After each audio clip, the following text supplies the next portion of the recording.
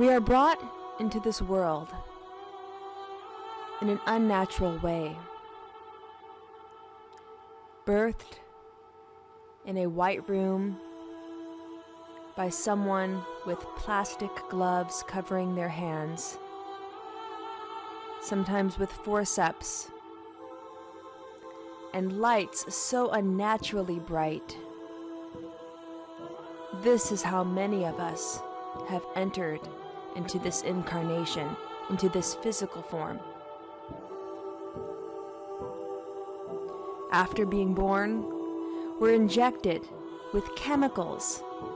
We have chemicals rubbed over our eyes.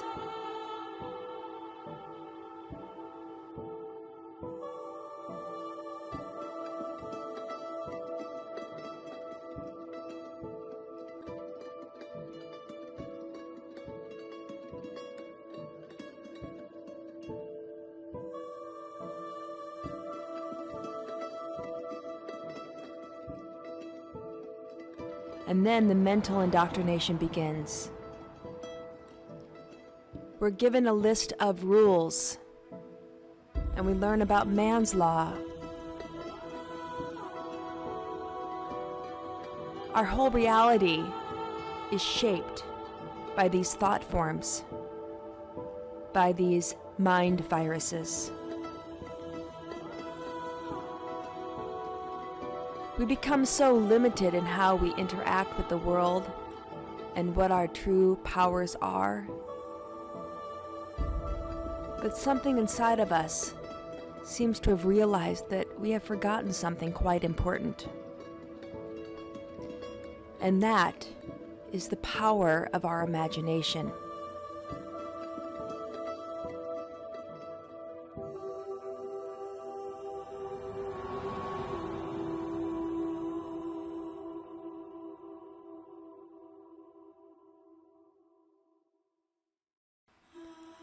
Through public indoctrination or modern education, our imagination has been stripped. It has been diminished. It has been pushed down and made to feel incredibly small. And with this lack of imagination comes a lack of our ability to create. We have the capacity to create our own reality. But we do so within the confines not of man's law, which does not allow us to truly create anything from our own intention. It only allows us to create that which the powers that should not be want us to create. However, if we were aligned with nature, if we were not birthed so unnaturally, yet if we were birthed in a natural way,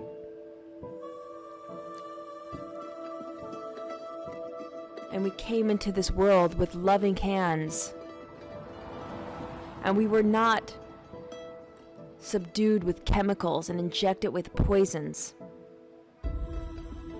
we would come to realize that when allowed to create within natural law, our imagination runs free. Our imagination can create any reality within the confines of natural law. And when we are aligned with the rules of nature, which is our guidebook to help us create our reality, our imagination can be used most powerfully to help us to create any type of world we want to live in. It can also help us create our own health. Our ability to heal is directly related to our ability to imagine, especially when we are aligned with the laws of nature. And what happens when we live according to nature's laws? Our body will never get sick. Yes, some people are born with genetic disorders, causing them to have a specific type of disease or ill health. However, many abnormal genes will never express themselves if surrounded by nature. It is often abnormal chemicals and stressors that cause abnormal genes to express their disease. So what are the tenets of natural law and healing aligned with natural law? These rules of nature are quite simple. Again, looking to nature, we can find many of these answers already. First, we will look at the foods we are designed to eat.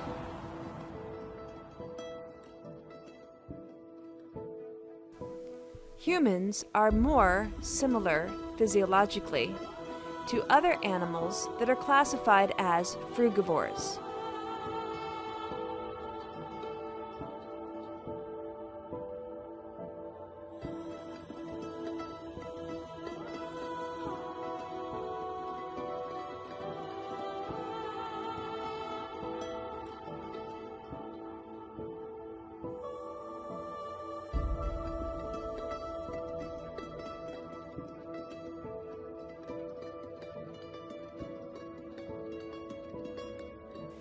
Frugivores eat a diet primarily of fruit and green leafy vegetables. The human anatomy and physiology are designed to help humans obtain their optimal nutrition to survive in this physical form. We have color vision to determine when a fruit is at its optimal ripeness so that we do not pick it too early, because the nutrition will not be as rich. We have opposable thumbs, and we can grab fruit from tall trees and peel the fruit. And when we eat the fruit, it not only nourishes us, but it also heals us. It's easy to break down, it's easy to absorb, and it fights off many of the oxidants that are produced during stress. It's the ideal food for human nutrition and human life. Another tenet of natural hygiene or natural law is taking in healthy water and being properly hydrated. It has been said that many humans really don't need to drink water as long as we're eating foods that are water rich. And the foods that are the most rich in the most beautiful water are fruits. Fruits, as they grow, receive water from their root system, and this is water that has been naturally distilled. And mixed in that water are many of the important nutrients that we need. And these nutrients are already bioavailable. Minerals, vitamins, phytonutrients, they all are delivered to us in this medium of life that has been created within the growing plant, producing the fruit for us. And when you think of the fruit, it is a gift of the plant. The plant doesn't need to die to deliver the fruit to us. It is an outgrowth, a release of the plant, meant for our nourishment. So, the best water comes from fruits. And eating water-rich fruits is an incredibly healing practice. In fact, when a person is ill, either water fasting, meaning taking nothing in but water, or eating nothing but fruit, doing this for an extended period of time can often easily release whatever is causing your ill health. Doing this right away will save you much time and money down the road. No need to run to the doctor. No need to pop a pill. Just give your body the ability to relax and focus on hydrating foods. The next law of natural hygiene, or living in accordance with natural law, is getting enough sunshine. The sun is an incredible source of energy. And there have been many correlations of the sun in our natural history to various entities and powers. But the sun is the source of all energy on this planet. And for humans, the sunlight hitting our skin is the first step of several that leads to the production of vitamin D. Vitamin D acts as a hormone in our body. And with vitamin D, we can absorb calcium and phosphates from the foods and beverages we take in. The vitamin D acts as a hormone traveling to our small intestine, helping the calcium more easily travel into our blood. And calcium is the most abundant mineral in our body. 99% of the calcium is tied up in our bones, but we need calcium for so many physiological processes, like muscle contraction, and for our nervous system to release neurotransmitters. Calcium is also needed for proper blood clotting and to maintain tissue integrity. Sunshine is the key to getting this calcium into our bodily fluids. The next law of natural hygiene, or living in accordance with natural law, is restful sleep.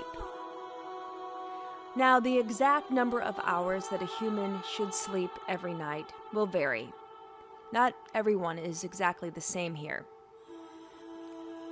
But it is important that you get an extended amount of sleep, hopefully during the darker hours of the day, when it's more natural for our body to sleep and rest. Humans have color vision, and we do our best work during the daylight, when the sun is bright and we can see the beauty of nature. Our photoreceptors in our eyes see more clearly during the day as opposed to nighttime. And that is because in the area of our retina called the fovea centralis, we have the highest concentration of cones, which is the type of photoreceptor that detect color vision. So it is much better to sleep during the nighttime than during the day. And getting enough sleep is really important. If you're only getting a couple of hours of sleep at a time, you're not going to benefit from the restoration and regeneration that takes place during proper sleep. Also, dreaming is more abundant the longer we sleep. What I mean by that is if you're only getting a couple of hours of sleep, the amount of time you spend in REM, sleep, which stands for rapid eye movement when dreaming is taking place, those amounts of time are lessened. But if you get, let's say, 8 hours of sleep, the more dreaming of time takes place during the last 4 hours as opposed to the first 4 hours. So there is something to be said for getting at least 6 to 8 hours of sleep a night. Some people may need as much as 10. After this, we do need adequate relaxation. Humans are not meant to work constantly. We need time to relax and enjoy our surroundings, our environment, and to appreciate the beauty all around us, and letting this beauty inspire us. A relaxed mind improves our physiology and our connection to nature. The next rule of natural hygiene, or living in accordance to natural law, is getting appropriate amounts of non-injurious physical activity. It is good to move the body. Our bodies are meant to move and run and climb and hug and kiss. All of this is part of being human. And not participating in such activities is not fully expressing what it is to be human. The next rule of living in accordance with natural law, or natural hygiene, is living in a comfortable environment. Now, not all humans like the same type of environment. Some people prefer cooler climates, others more warm. But if you're living in an environment that your body is not comfortable in, you're less likely to go outside and enjoy the beauty of nature. So it is important to find an environment that is comfortable for you, allowing you again to go back and relax or move your body and enjoy what the nature has to offer. The next rule of living in accordance with natural law is avoiding toxins, stress, and misinformation. Now, the majority of the toxins that we are exposed to are coming from man-made chemicals especially. These toxins come into us via injections in the form of vaccinations, via medications, via things that we rub on our skin, and also from agricultural sources. Many of the toxic herbicides and insecticides and anything that ends in "-side", which means to kill, they're not only killing the small life that might be in the plants or around the plants, but also it will negatively affect us as well. Stress has been touted as one of the leading causes of disease by modern medicine. Our bodies are meant to deal with stress, and we are constantly being exposed to a variety of stressors. A marker of health is being able to adapt to the stress appropriately. When we are chronically exposed to stress, sometimes our body cannot adapt, and disease is the result. So stress can be very dangerous because the longer we are out of homeostasis, meaning that we're out of a normal range of where our body works best, we start to see that our body becomes diminished and depleted. And long-term stress is very taxing on our physical form. We're not able to regenerate as easily, and we start seeing the loss of vital tissues within the body. So, as many times as you can, do your best to limit the stress in your life and make changes so that you don't have to be involved in stressful situations as much. And then with misinformation, well, my best advice for avoiding misinformation is to turn off the television. Mainstream media is the leading source of misinformation.